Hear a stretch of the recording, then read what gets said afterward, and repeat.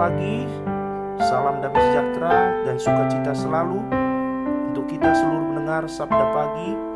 Kembali renungan Sabda Pagi kita Jumat 25 Maret 2022 hadir kembali menyapa kita seluruh pendengar dimanapun kita berada. Sebelum kita mengawali segala aktivitas kegiatan kita di sepanjang hari ini, mari kita terlebih dahulu mendengarkan firman Tuhan. Kita bersatu di dalam doa. Bapa yang baik, kami sungguh bersyukur untuk segala kemurahan-Mu yang masih memberikan semangat dan kekuatan bagi kami. Bapa, di pagi hari kami sungguh rindu mendengarkan firman-Mu. Kiranya Roh Kudus Tuhan memberikan hikmat bagi kami agar kami mengerti kebenaran firman-Mu. Ini doa kami Bapa, di dalam nama anak-Mu Yesus Kristus kami datang berdoa dan bersyukur selalu. Amin. Firman Tuhan yang menjadi renungan sabda pagi kita terambil dari kitab Galatia 2 ayat 20a. Galatia 2 ayat 20a, namun aku hidup, tetapi bukan lagi aku sendiri yang hidup, melainkan Kristus yang hidup di dalam aku.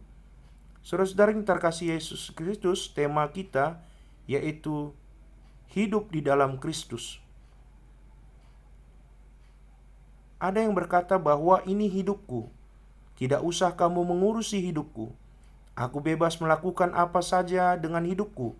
Pernyataan ini terkadang terdengar ketika ada seseorang yang dengan maksud baik menegur dan ingin menuntun orang lain dari kesalahannya. Tetapi orang yang ditegur beranggapan bahwa dirinya berhak penuh akan hidupnya dan tidak seorang pun boleh mencampurinya.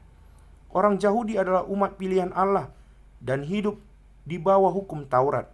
Hal ini membuat mereka menganggap diri mereka benar dan bangsa-bangsa lain sebagai orang-orang berdosa.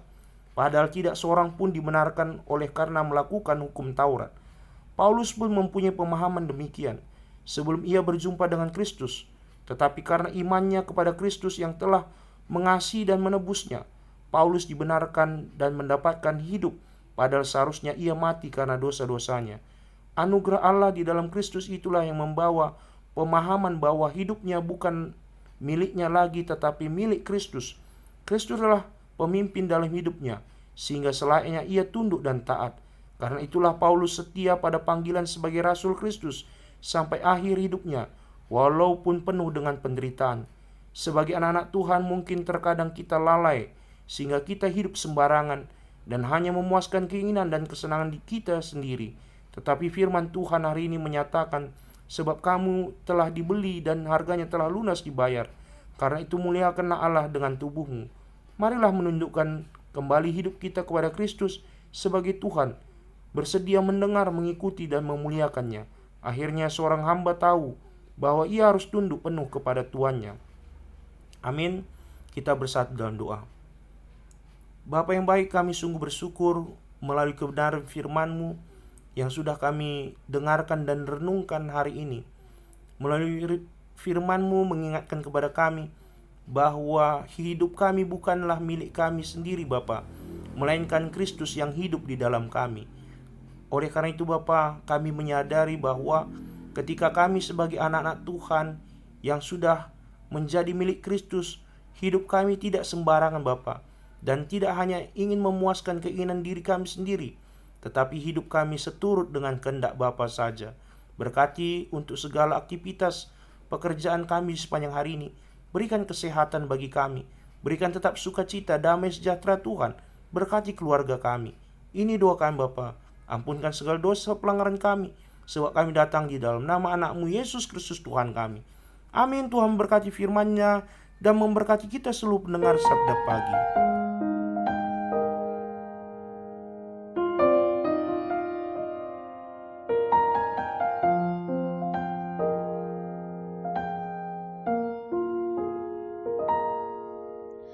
Ku rindukan kediaman-Mu, bawaku lebih dekat selalu di hati-Mu. Ku percaya penuh padamu, inilah hidupku.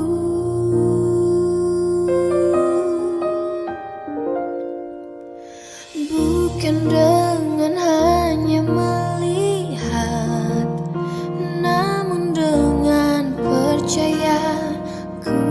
ada karenamu.